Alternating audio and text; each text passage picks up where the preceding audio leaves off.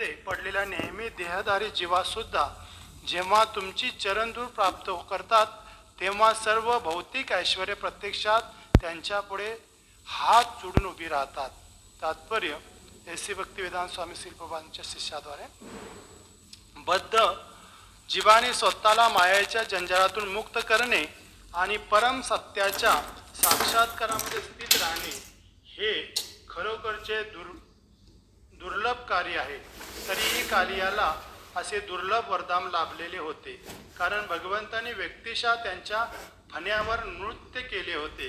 भगवंतांनी आपल्यासारख्या बद्ध जीवांच्या मस्तकावर नृत्य करण्याचे वरदान आपल्याला लाभलेले नाही.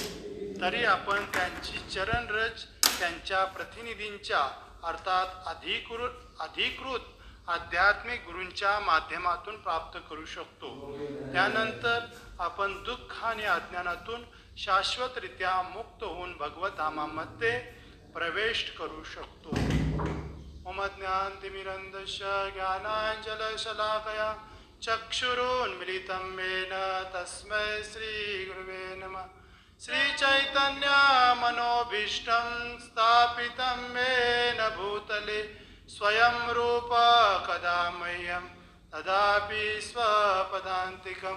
वन्देऽहं श्रीगुरु श्रीयुतापदकमलं श्रीगुरून् वैष्णवांश्च श्रीरूपं साग्रजात सहगण रघुनाथान्वितं तं सजीवं सावधैतं सावधूतं परिजनसहितं कृष्णचैतन्यदेवं श्रीराधा कृष्णपदा सहगण ललिता श्रीविशाखान्वितं च.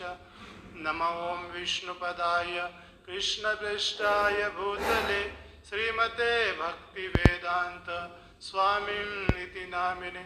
नमस्ते सरस्वती देवे गौरवाणी प्रचारिणे निर्विशेष शून्यवादी पाश्चात्यदेशतारिणे. वाञ्छाकल्पतरुभ्यश्च कृपा सिन्धुभ्येव च पतितानां पावनेभ्यो वैष्णवेभ्यो नमो नमः. हे कृष्णा करुणा सिंधु दीनबंधु जगत्पते गोपेश गोपिकाकांत राधाकांत नमस्तुते. तप्त कांचन गौरांगी राधे वृंदावनेश्वरी वृषभानुसुते देवी वनमानी हरिप्रिये. जय श्री कृष्णा चैतन्य प्रभु नित्यानंद श्री अद्वैत गदाधर शिवासदि श्री गौर भक्तवृंद. हरे कृष्णा कृष्णा कृष्णा हरे हरे हरे राम राम राम हरे हरे.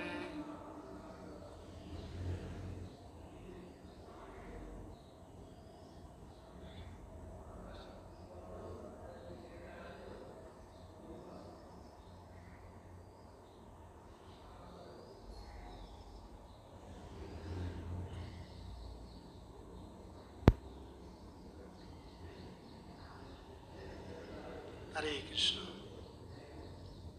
तर सकाळच्या भागवतम क्लासमध्ये सर्व भगवत भक्तांचं मी हृदयपूर्वक स्वागत करतो. तर आपली चर्चा श्रीमद भागवतम दशम स्कंद अध्याय क्रमांक 16 कालिया दमन लीला चालू आहे.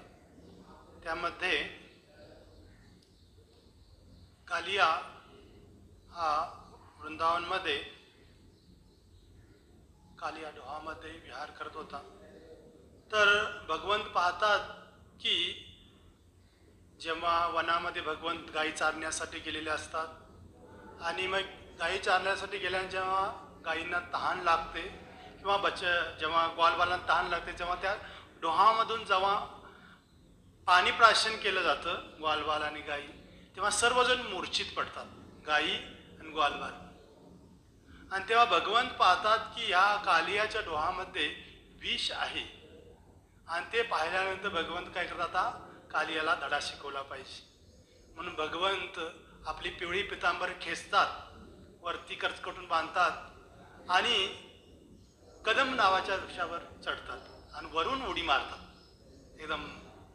आणि जसं त्या कालियाच्या डोहामध्ये भगवंत उडी मारतात, कालीला वाटतं अरे कोणतरी आपल्या एरियामध्ये कोणतरी दुसरं आलेलं आहे. आणि मग कालिया काय करतो, भगवंतांना काय करतो, गच्च पकडून मारण्याचा प्रयत्न करतो. परंतु भगवंत आपले शरीरवृष्टी वाढवून त्याला काय करतात, त्या कालियाच्या विटाळ्यातून मुक्त होतात आणि भगवंत पुन्हा वरती जातात. हे जेव्हा कार्य चालू असतं तेव्हा ब्रजवासी सर्व पळत आलेले असतात पाहण्यासाठी. अरे भगवान श्रीकृष्ण कालियाच्या डोळ्यात उडी मारलेली आहे. सर्व गोपी आलेले असतात. त्यांना वाटतं आता भगवंत काय का अश्लेष वाप आधारिता पिनुष्ट, भगवंतांच्या विरहाने एकदम पूर्ण हे होऊन जातात, मूर्छित होऊन जातात. कारण की भगवंत आता आपल्याला परत भेटणार नाही. आणि पूर्ण यशोदा माता, नंद महाराज एक तटावरच असतात. बलरामजी त्यांना अडवत असतात, नका जाऊ नका जाऊ. तर आचार्य वर्णन करतात, बलरामजी या आपले स्वरूप विस्तारित करणं प्रत्येकानं थांबवण्याचा प्रयत्न करतात. प्रत्येक जण भगवंतांच्या विरहामध्ये यमुनेच्या डोहामध्ये उतरण्याचा प्रयत्न करत असतो, परंतु बलरामजी प्रत्येकांना अडवत असतात. आणि बलरामजी म्हणतात, हे का साधारण आहेत का भगवंत? पुतनाला मारली, अघासूर, षटका असे वेगवेगळ्या असुरांना मारलेले. हे काय कालिया तर त्यांच्यापुढे एक छोटासा एक तृण आहे. परंतु हा भगवंत त्यांना बलरामजी त्यांना सर्वांना सांत्वना देत असतात. आणि जेव्हा ही लीला चालू भगवंत जेव्हा कालियाच्या वरती येतात आणि कालियाच्या वरती नृत्य करू लागतात, तेव्हा सर्व देवी देवता सुद्धा उपस्थित होतात. गंधर्व, किन्नर, सर्व देवी देवता सुद्धा पुष्पवृष्टी करून भगवंत ही लीला करत असताना पहिल्यांदा ऑडियन्स म्हणजे दर्शनार्थी पाहतात. दर्शनार्थी आलेत का मग लीला चालू करायची. आणि भगवंत ही लीला चालू करतात. ऑडियन्स तर झालेले आहेत, ब्रजवासी आलेले आहेत, देवदेवता आलेले आहेत, वरून पुष्पवृष्टी होत आहे. आणि मग कालिया वेगवेगळ्या फणाद्वारे भगवंतांना फुत्कारण्याचा प्रयत्न करतो. कारण की त्याच्यामध्ये विष भरलेलं असतं. जसा कालिया एक फणावरती करून फुत्कारतो, भगवंत त्या फण्यावर जाऊन नृत्य करतात आणि त्यातून विष बाहेर पडू लागतं. प्रत्येक कालियाचे हजारो फण होते, आचार्य वर्णन करतात. प्रत्येक फणावर भगवंत काय करतात, नृत्य करतात. आणि जेव्हा हे नृत्य करतात आणि जेव्हा कालिया गतप्राण होण्यासाठी आता गतप्राण मूर्छित होणार आहे, तेव्हा कालियांच्या ज्या पत्न्या असतात त्या पत्न्या काय करतात, येतात भगवंतांना प्रार्थना करा. आणि ह्या भगवंतांच्या प्रार्थना या प्रसंगामध्ये वर्णन येत आहे. तर कालियांच्या ज्या नागपत्न्या आहेत त्या नागपत्न्या म्हणत आहेत की पहिला श्लोक आहे, न्यायो ही दंड, तुम्ही जो दंड देताय तो उचितच आहे भगवंता. कारण हा कालिया आहे ना अपराधी आहे. किती ब्रजवाशांना मारले माहिती नाही. जो गायी ब्रजवासी जे आले त्यांना मूर्छित किंवा मृत्युमुखी पडलेले आहेत. दंड नागपत्न्या काय म्हणतात, तुम्ही हे दंड देताना हे उचितच आहे. म्हणून का तुम्ही चांगलं कार्य करत आहात, पण अपराध्यांना दंड देणे हे भगवंता तुमचं कार्य आहे. म्हणून भगवंत जेव्हा या भूतलावर येतात, दुष्टांचा काय करतात, दुष्टांना दंड देतात आणि त्यांना बरोबर ट्रॅकवर आणतात. हे भगवंतांचं एक कार्य आहे. हे म्हणत नागपत्न्या म्हणत आहेत. म्हणून परंतु म्हणतात की तुमचं वास्तविक काय आहे, त्यांच्यावर कृपा झालेली आहे. तुमचं चरण त्यांच्या मस्तकावर पडलेले आहे. आणि म्हणतात की ते म्हणतात की तपम सुतप्ता किमन्नेन पूर्वम, कुठली तपस्या काल्याने केल्या माहीत नाही पूर्वजन्मामध्ये. त्यामुळे तुमचं काय चरण रज त्यांच्या मस्तकावर पडलेलं आहे. तर आचार्य वर्णन करतात की लक्ष्मी सुद्धा भगवंताची चरण सेवा प्राप्त करण्यासाठी कठोर व्रत करते. त्यानंतर लक्ष्मीला चरण सेवा प्राप्त होते. तर ही चरण रज कालियाच्या मस्तकावर. तर आचार्य वर्णन करतात की लक्ष्मी सुद्धा रासलीलेमध्ये येण्यासाठी उत्साहित आहे, परंतु रासलीमध्ये भाग नाही. आज सुद्धा बेलवनामध्ये तपस्या करत आहे. काय खाऊन, खिचडी खाऊन. आज जर बेलवनामध्ये गेला तर खिचडी खाऊन लक्ष्मी तपस्या करत आहे का? रासलीमध्ये भाग मिळण्यासाठी. तेच आलिंगन कालियाला भेटलेलं आहे. बघा, भगवंतांनी जी कृपा केली, कालियाने पहिल्यांदा आलिंगन दिलं, पूर्ण वेटोळ्यात मध्ये भगवंतांना हे केलेलं आहे, आणि नंतर तेच चरण रज कालियाच्या मस्तकावर प्राप्त झालेले आहे. कोणती तपस्या केलेली आहे कालियाने? हे नागपत्न्या म्हणत आहेत. म्हणून ज्या चरण कमळाच्या आराधनेने समाधी मध्ये योगी ध्यान करतात, परंतु कधी कधी त्यांना दर्शन होतं, कधी कधी परमनंटली होत नाही, कधी कधी एखादे शुल्लक दर्शन होतं. असं हे चरण तुम्ही काय केलेलं आहे? कालियाच्या मस्तकावर प्राप्त झालेले. किती सौभाग्य आहे कालियाचं. म्हणून पाहिलं गेलं तर नागपत्न्या म्हणतात की निरस्त मानेना च मान देन.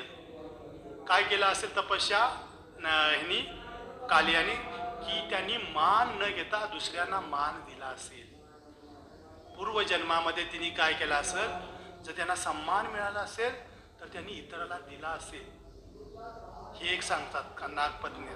आणि दुसरं म्हणतात की त्यांनी काय केलं असेल? दुसऱ्यांना काय केलं? आपला आणि दुसरा असं भेद केला नसेल, त्यामुळे तुमचे चरण रज त्यांना प्राप्त झालेले, हे नागपत्न्या म्हणत.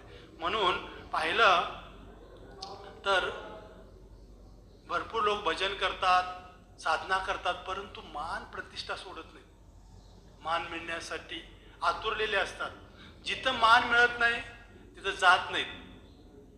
अरे इथं मला हे होतं, मान मिळत नाही. म्हणून सर्वात महत्त्वाचं अमानीना मान देणं, दुसऱ्यांना मान देणं, हे सर्वात महत्त्वाचं गोष्ट आहे.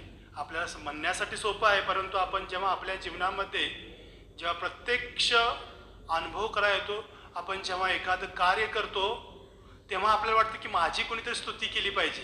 मी इतकं मंदिर मॅनेजमेंट करतोय, मी इतका मोठा फेस्टिवल मॅनेज केलेला आहे. आपल्याला वाटतं, आपल्याला हृदयामध्ये वाटतं की मला मान मिळाला, मी नाही एवढं केलेलं आहे, मान मिळाला पाहिजे, ही भावना असते. परंतु त्यामध्ये दुसऱ्यांना मान देणं ही भावना मोठी आहे.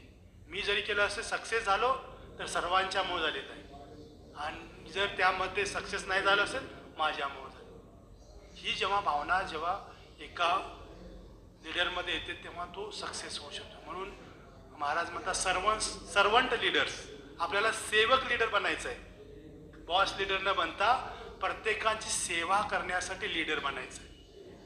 ही भावना ज्या भक्तामध्ये आहे तो भक्त भगवंतांना प्रिय बनतो, आणि तो भगवंतांचे चरण रज प्राप्त करण्यासाठी पात्र बनतो. म्हणून भगवंतांनी नागपत्न्या म्हणतात हे 2 गुण पूर्वजन्मामध्ये त्यांनी केला असेल, म्हणून नागपत्न्या कालियाला तुमची काय केलेले आहे? चरण रज प्राप्त झालेले आहे. एक म्हणजे म्हणतात की दुसऱ्यांना मान देणं, अमानीना राहणं, आणि दुसरं म्हणजे काय? आपण माझा आणि तुझा, म्हणजे हा माझा भाऊ आहे, हा माझा मित्र आहे, ही भावना नाही. सर्वांना समान पाह. वासुदेव कुटुंबकम. प्रत्येकाच्या मध्ये भगवंतांचा अंश आहे, ही भावना डेव्हलप करणं. म्हणून सर्वात महत्त्वाची जेव्हा भावना एका भक्ताच्या मध्ये निर्माण होते, भगवंताची चरण त्याला प्राप्त होते. म्हणून सर्वात महत्त्वाचं आहे की तपस्या ही खरी तपस्या आहे. मोठमोठ्या हिमालयामध्ये जाऊन तपस्या करणं, यामध्ये अहंकार वाढला जातो. पण भक्तांच्या संघामध्ये राहून भक्तांना मान देऊन त्यांच्या जी जेव्हा सेवा दिलेली आहे ती करत राहणं सगळं महत्त्वाचं आहे. लोक काय करतात? मोठमोठी योग सिद्धी करतात आणि सिद्धी प्राप्त करतात, आणि लोक वाहवा करतात, पाण्यावर चालत नाही किंवा वेगवेगळे काय कार्य करतात हातामध्ये वेगवेगळे, म्हणून लोक काय म्हणतात? त्यांना भगवान म्हणतात. आज लोकांना फक्त चमत्कार दाखवला ना, लोक म्हणतात की नमस्कार करतात. जिथं चमत्कार तिथं नमस्कार. पण भगवत तत्व न समजल्यामुळे लोक काय करतात? अंधश्रद्धा. म्हणून सर्वात महत्वाचं आहे की आपण भगवत भक्त बनणं आणि दुसऱ्यांना मान देणं. म्हणून ही अशी ही चरणरजची ही महिमा या श्लोकामध्ये वर्णन आहे. म्हणून लक्ष्मी सुद्धा खडतोर तपस्या करते की भगवंताच्या चरणाची सेवा प्राप्त करण्यासाठी. म्हणून हेच सौभाग्य कालियाला आलिंगन देण्यासाठी आणि चरणरज प्राप्त करण्याचं सौभाग्य प्राप्त झालेलं आहे.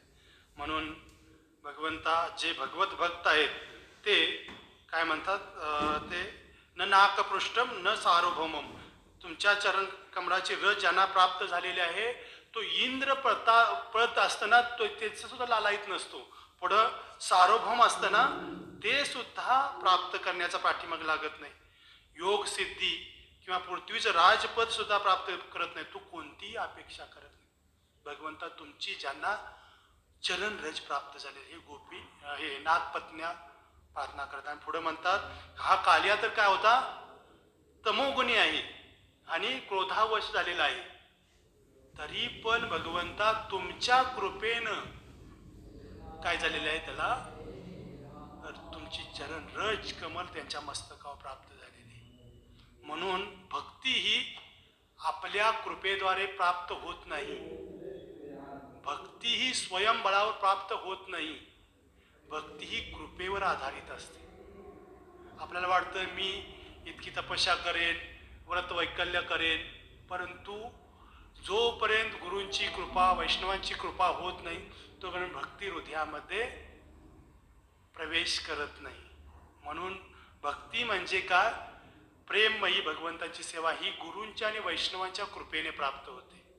म्हणून पाहिलं गेलं, उदाहरण दिलं जातं, योगी असतात हे स्वयंबळावर प्रयत्न करत असतात भगवंतांचे चरण किंवा भगवंतांचं चिंतन करण्याचं, हजारो वर्ष तपस्या प्राप्त करून.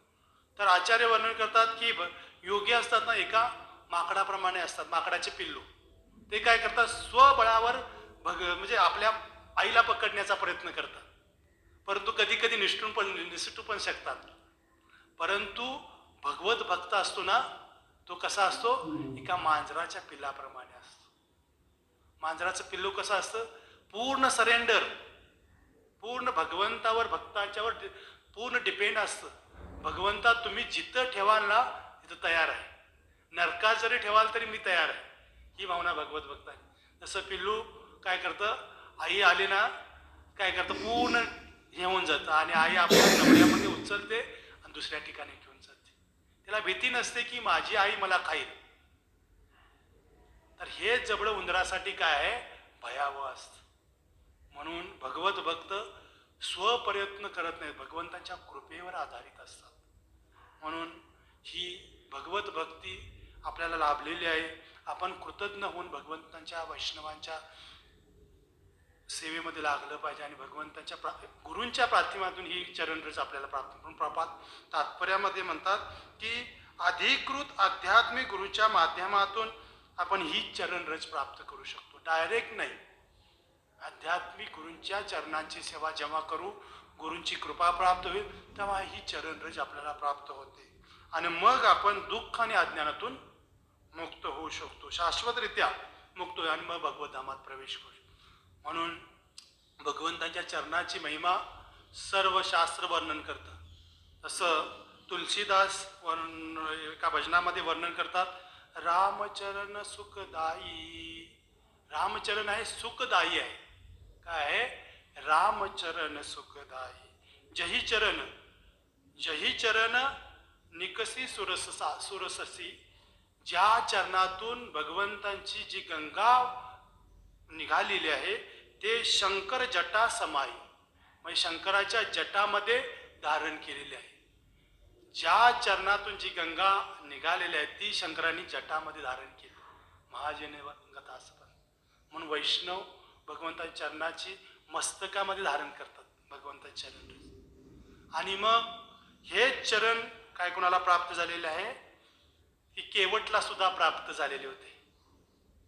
जेव्हा रामायणमध्ये वर्णन येतं की श्वेतदीपावर जेव्हा भगवंत विराजमान असतात शेषनागावर, लक्ष्मी चरण पादुका लाभत असतात आणि तेव्हा एक कछवा असतो, तो कछवा भगवंतांच्या चरणाच्या जवळ जात असतो आणि तेव्हा शेषनाग काय करतात, आपल्या शिपटीद्वारे त्याला बाहेर ढकलतात आणि लक्ष्मी सुद्धा त्याला ढकलण्याचा प्रयत्न करते. हे रामायणमध्ये वर्णन येतं. मग केवळ म्हणजे जो कछवा असतो तो वर्णन करतो, ह्या दोघांच्या साविध्यात मी काय करणार आहे, भगवंतांची चरणरज प्राप्त करणार आहे, ही त्यांच्या हृदयामध्ये इच्छा असते. आणि जेव्हा हाच कछवा केवट बनतो. प्रभू रामचंद्राच्या लीलेमध्ये हा केवट पाहतो की आता प्रभू रामचंद्र काय झालेले आहे, वनवास, जानकी सोबत वनवासाला चाललेले आहेत. आता काय करणार आहेत, माझ्याजवळ येणार आहेत. कारण ही नदी ही नदी पार करण्यासाठी.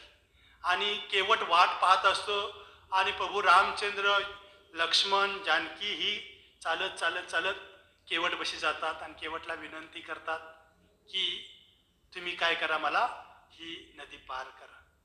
आणि मग केवट म्हणतो, प्रभू मी एका अटीवर तुमची नदी पार करेन. का? कारण की तुमची चरणरज आहे ना, एका दगडाला किंवा एका ह्याला लागल्यानंतर त्या दगडाची काय झालेली, स्त्री रूपामध्ये हे झालेले आहे. जर तुमचीच ही चरणरज माझ्या नौक्याला लागली तर माझी ही स्त्री बनेल, माझी नौका काय बनेल, स्त्री बनेल. त्यामुळं तुमची चरण मी आता पहिल्यांदा धुणार आहे, त्यानंतर मी तुम्हाला ही नदी पार करणार आहे. आणि मग केवट आपली जी पूर्वी भाकरी बनवण्याचं जे परात असते लाकडाची, ती घेऊन येतो आणि त्यामध्ये भगवंतांचे चरण ठेवतात आणि चरणामध्ये ते पाणी घेऊन धुतात आणि ते चरणोदक आपण पितात, आपल्या परिवाराला पिऊ घालतात, आपल्या मस्तकावर छिडकवतात. तर हे चरणरज केवट लक्ष्मण आणि जानकी माताच्या समोर घेतात. तर पूर्वजन्मामध्ये त्यांनी काय केलं होतं, दोघं त्यांना देण्यासाठी तयार नसतात, परंतु दोघांच्या समोर काय करतो केवट, ते चरणरज प्राप्त करतो. आणि नंतर मग भगवंतांना, प्रभू रामचंद्रांना नौकेमध्ये बसवलं जातं. आणि नौकेमध्ये जेव्हा बसवलं जातं तर केवट पार करतो आणि पार केल्यानंतर मग भगवंत म्हणतात, प्रभू रामचंद्र म्हणतात की तुला काहीतरी दिलं पाहिजे. भगवंत वनवासी असतात, त्यांच्याजवळ काहीच नसतं. भगवंत सीतामाईकडे पाहतात. मग सीतामाई जेव्हा पाहते तेव्हा प्रभू रामचंद्र दृष्टीक्षेप पडते, तेव्हा विचारतात अरे काहीतरी द्यायचं आहे भगवंतांना, म्हणून आपली एक मुद्रिका काढून काय करतात, देतात. परंतु केवट म्हणतो नको, ती मुद्रिका मला नको. हा व्यापार नाही आहे भगवंता, तुम्ही आणि आमचं एक कार्य आहे. तर वर्णन करतात की जसं पूर्वी असं चालायचं की धोबी जेव्हा असतो ना, तो धोब्याचीच कपड्याचे पैसे घ्यायचं नाही. न्हावी असतो ना, न्हावी, त्या न्हाव्याचं पैसे घ्यायचं नाही. का? जातवाली असायची. तसं भगवंतान तुमची आमची एकच जात आहे. म्हणजे काय, मी ही गंगा पार करतो, तुम्ही भवसागर पार करता. बद्ध जीवाना काय करता, तुम्ही भवसागर पार करतात. मी तरी एक नदी पार करतो तुम्हाला भगवंता, परंतु हा व्यवहार नाही. तुम्ही काय करा, माझी भवसागर पार करा भगवंत, व्यापार नाही. म्हणून भक्तीमध्ये व्यापार नसतो. भगवंतांची सेवा करण्याची जीवाची इच्छा असते.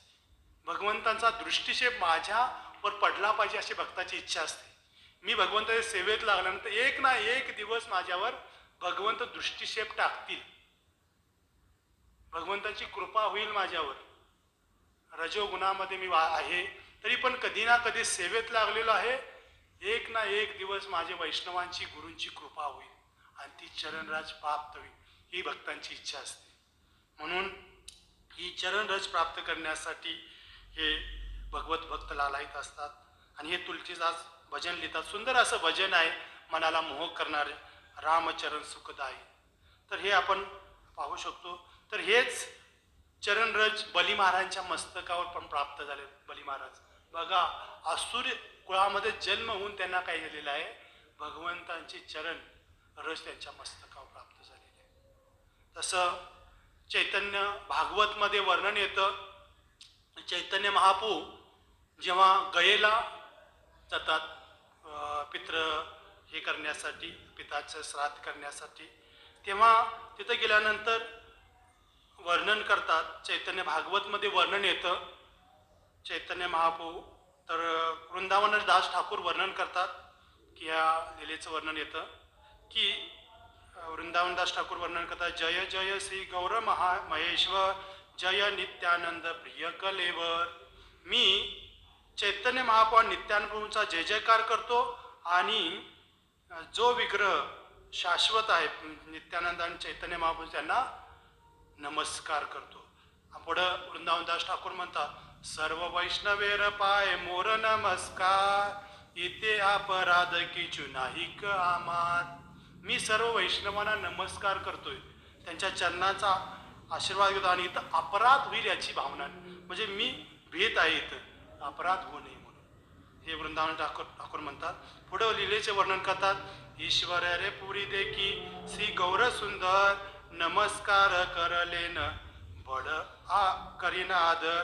जेव्हा चैतन्य महाप्रभू गयेमध्ये जातात, गयेचं सर्व दर्शन घेतात विष्णुपदीचे, नंतर त्यांना काय ईश्वरपुरीचं दर्शन होतात आणि चैतन्य महाप्रभू म्हणतात की आता तुमचं चरणाचं दर्शन झालं ना, गुरूंच्या चरणाचं जेव्हा दर्शन होतं तेव्हा सर्व सार्थक होतं म्हणतात. स्वतः भगवंत आहेत आणि स्वतः चैतन्य महाप्रभू म्हणतात की तुमच्या चरणाचा दर्शन झालं ना, आता सर्व कार्य पूर्ण झालं.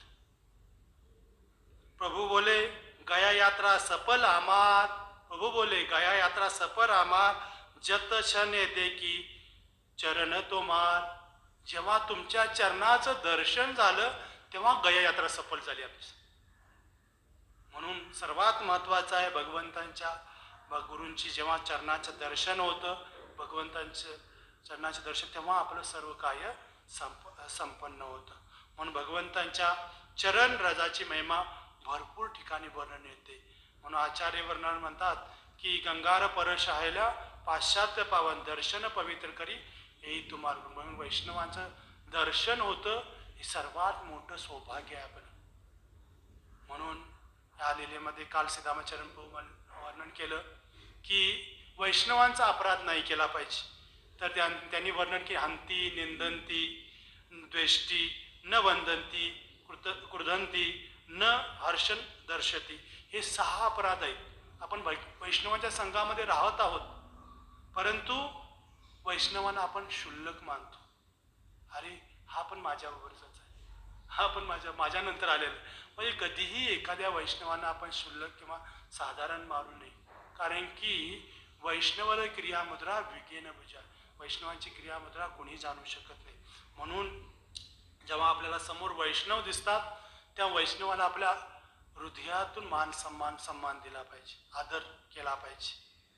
जरी काही दुर्गुण असले तरी चालेल, परंतु आपल्याला जेव्हा आपण सन्मान करू तेव्हाच ही भक्तिलता बीज वाढत राहते. नाहीतर परिणाम म्हणजे वैष्णव अपराधाचे 6 परिणाम असतात की त्याच्यामध्ये काय होते, जर एखाद्याने वैष्णवांची निंदा किंवा काही अपराध केला असेल तर 6 त्याच्यामध्ये परिणाम दिसतात. एक म्हणजे काय, सर्व शक्ती क्षीण होऊन जाते तिची आणि ऐश्वर निघून जातं. दुसरं, त्याच्यामध्ये कपटी वृत्ती येते. जो वैष्णव निंदा किंवा वैष्णव अपराध करतो त्याच्यामध्ये कपटी भावना येते, जसा आहे तसा तो दाखवत नाही. तिसरं आहे, दुसऱ्याचं उदाहरण दिलं जसं बकळा वाटवतो तो की ध्यान करत आहे, परंतु ध्यान कशासाठी करत असतो, इंद्रिय तृप्तीसाठी. वाटतं लोकांना हा जप करतो, परंतु जपाचा उद्देश मान सन्मान भेटला पाहिजे, मला कोणतरी विचारलं पाहिजे, ही भावना नाही. भगवंतांना पाहिलं पण विचारलं पाहिजे, भगवंता मी तुमचा सेवक, तुम्ही मला सेवेमध्ये रुजू करा. अनादी काळापासून मी काय झालेलं आहे, इंद्रिय तृप्तीमध्ये लागलेलो आहे. मला जर सेवेमध्ये संलग्न झाला तर भगवंतांची वैष्णवांची कृपा आहे. बका ध्यानपणे नसलं पाहिजे.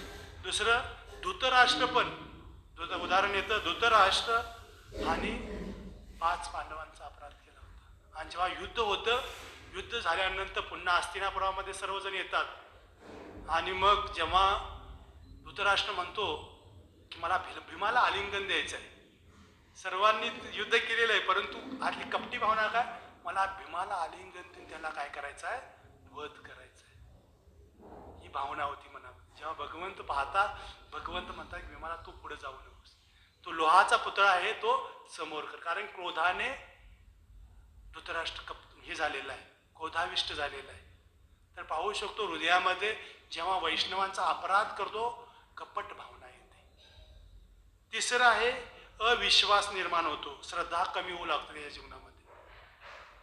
चौथा आहे, प्रतिकूल व्यक्तीवर तो विश्वास ठेवतो. जेव्हा एखादा व्यक्ती वैष्णव अपराध करतो, जो भक्तीमध्ये अनुकूल नाही, अशा व्यक्तींच्यावर विश्वास म्हणजे काय करतो, विश्वास ठेवतो. भक्तांच्यावर विश्वास ठेवत नाही. त्याला वाटतं की हे अभक्त आहेत ना ते चांगले आहेत, भक्त चांगले नाहीत असं वाटतं. आणि पाचवं आहे भक्तिमय कार्यामध्ये त्याला शिथिलता येते. भक्तिमय जे कार्य करतो, श्रवण कीर्तन जप कोणतंही कार्य करतो ना, त्यामध्ये हळूहळू हळूहळू शिथिलता येते. मग आपल्या जीवनामध्ये पाहिलं पाहिजे की का शिथिलता येते, कारण की माझ्या हातून वैष्णव अपराध झालेला आहे. आणि सहावं आहे की हरिनामामध्ये मन लागत नाही. मन मग विषयामध्ये लागलं जातं. मनाला वाटतं वेगवेगळे कार्य केल्यामध्ये त्यामध्ये आनंद आहे, परंतु हरिनाम घेताना रुची येत नाही. हरिनाम कसा आहे, चिंतामणी आहे, परंतु त्यामध्ये चिंता निघून जात नाही का, वैष्णव अपराध केलेला असतो. म्हणून सर्वात महत्वाचं आहे की आपण या लीलेतून एक शिकू शकतो कालियाच्या दमनलीलामध्ये की वैष्णवाचा कधी अपराध नाही केला पाहिजे. वैष्णवांना आपण आदर रिस्पेक्ट केला पाहिजे. आणखी एक लीला मी याच्यातून शिकू शकतो की कालिया जरी रजोगुणी तमोगुणी असला किंवा तो क्रोधाधीन असला, तरी कालिया जेव्हा मूर्छित होत होता तेव्हा त्यांच्या पत्न्यांनी भगवंताकडे प्रार्थना केली. कुणी केली? नागपत्न्यांनी प्रार्थना केली आणि मग भगवंत प्रसन्न होतात. म्हणून आचार्य वर्णन करतात की आपल्या जीवनामध्ये एक असा भक्त पाहिजे, आपल्या जेव्हा समस्या चालू असतात ना, तो भगवंतांना आपल्यासाठी प्रार्थना करायला पाहिजे. म्हणून असा एक भक्त पाहिजे, आपण असा बनवला पाहिजे की आपण त्यांच्यासाठी प्रार्थना केली पाहिजे. तेव्हा आपल्यासाठी बिकट परिस्थिती येते ना, प्रत्येकाच्या जीवनात काही ना काहीतरी समस्या येणार आहे आणि कधी ना कधी आपल्याला प्रार्थनेची जरूर, आणि प्रार्थना ही गरजेचीच असते. आणि मग अशा बिकट परिस्थितीमध्ये असा वैष्णव आपल्यासाठी प्रार्थना करतो, आपण जर त्याच्यासाठी केलेला असेल. म्हणून कालियाच्या लीलेतून हे शिकू शकतो, कालियाच्या मध्ये काय योग्यता नव्हती, परंतु नागपत्न्यांनी जेव्हा त्यांच्या पत्न्यांनी जेव्हा भगवंतांना प्रार्थना केली तेव्हा भगवंतांनी काय केलं, त्याच्यावर कृपा कटाक्ष टाकला. आणि हाच कालिया आज भगवत भक्त बनलेला आहे आणि रमणक द्वीपमध्ये राहत आहे. रमणक द्वीप म्हणजे फिजी आयलंड. विश्वरूप म्हणाले की तिथं आज सुद्धा कालिया आपल्या परिवारासोबत राहत आहे, भक्त आहे. कालियाला भगवंतांनी सांगितलं की आता तू इथं राहू नकोस, कुठं जा, रमणक द्वीपमध्ये जा आणि तू तुझ्या परिवारासोबत विहार कर. तर हे आपण ह्यातून शिकू शकतो की ही गोष्ट आहे की कालियाने हे नागपत्न्या वर्णन करतात की त्याच्यामध्ये पूर्वजन्मामध्ये त्याने दुसऱ्यांना मान दिला असेल किंवा सर्वांशी समान राहिला असेल, हे 2 गुण होते, त्यामुळे तुमचे चरणरज प्राप्त झालेले आहेत. दुसरं की कालियामध्ये काही योग्यता नव्हती, परंतु त्यांच्या पत्नीने जेव्हा भगवंतासाठी प्रार्थना केले तेव्हा भगवंतांनी त्याच्यावर कृपा कटाक्ष टाकला आणि कालिया हा आज सुद्धा भगवत भक्त आहे. म्हणून भक्तीमध्ये पाहिलं आपली काय योग्यता नसते, भगवंतांची कृपा असते. बघा भिल्लीन कोण, शबरी, तिच्यावर कृपा केली भगवंतांनी. शबरीने काय केले, आपल्या अश्रूंनी भगवंताचे चरण धुतले. बघा योग एखादी भिल्लीन भक्तीमध्ये, बघा एखादी भिल्लीन परिवारामध्ये आलेले भगवत भक्ती लागल्यामुळे त्यांनी काय केले, ते चरण भगवंत आपल्या अश्रूद्वारे धुतले. काय योग्यता आहे. वाल्मिकी ऋषी शिकारी होता, काय म्हणत नाही, गजेंद्र हत्ती होता, हनुमानजी तर वानर होते. म्हणून कुठलं हे महत्वाचं नाही, आपण किती भगवंताच्या सेवेसाठी तत्पर आहोत. भगवंतांची जो सेवेमध्ये जी काय सेवा करण्यासाठी तत्पर आहे, भगवंताची कृपा कटाक्ष गुरूंच्या माध्यमातून येत राहते. म्हणून कृपा तात्पर्यामध्ये हेच म्हणत आहे की आध्यात्मिक गुरूंच्या माध्यमातून ही कृपा किंवा चरणरज प्राप्त होते, जेव्हा आपण आपल्याला सेवेमध्ये संलग्न करतो तेव्हा. म्हणून भगवंतांचा हरिनाम पतित लोकांचा उद्धार करतं. म्हणून कलियुगामध्ये पाहिलं जातं की आपण हरिनाम जप करतोय, हरे कृष्ण कृष्ण कृष्ण हरे हरे, हरे राम राम राम हरे हरे. तर ह्या महामंत्राचा हा अर्थ हाच आहे. हे राधाराणी मला कृष्णांच्या सेवेमध्ये संलग्न कर. अनादी काळापासून मी काय करत आहे, ही इंद्रिय तृप्तीचे कार्य करत आहे. माझीच इंद्रिय तृप्ती पूर्ण करण्याचा प्रयत्न. परंतु मी जर तुमच्या सेवेमध्ये लागले तर मला तुमची कृपा कटाक्ष. तर हेच आहे भगवंतांची कृपा प्राप्त करण्यासाठी, रज प्राप्त करण्याची, आध्यात्मिक गुरूंना प्रसन्न करणं. जेव्हा आध्यात्मिक गुरु प्रसन्न होतात तेव्हा ही चरणरज आपल्याला प्राप्त होते. तर आपण इथं थांबू. कुणाला कृष्ण टिपा टिप्पणी असेल तर विचारू शकता. हरे कृष्ण.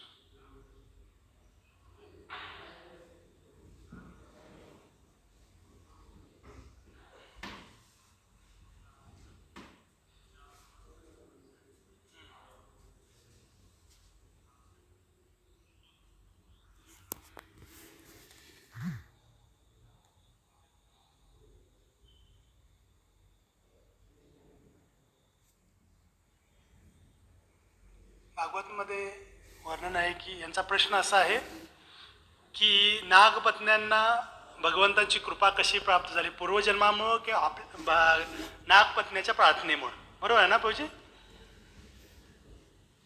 तर नागपत्न्या स्वतः वर्णन करतात की पूर्वजन्मामध्ये काहीतरी केली असेल सुकृती, परंतु आचार्य वर्णन करतात की एक भक्तांच्या प्रार्थनेमुळे भगवंताची कृपा प्राप्त होते, आपल्या एक प्रयत्नाद्वारे नाही. म्हणून नागपत्न्यांनी भगवंताप्रती प्रार्थना केली होती, म्हणून भगवंतांची कालियावर कृपा झाली. तर हे आचार्य वर्णन. चालेल. और क्या?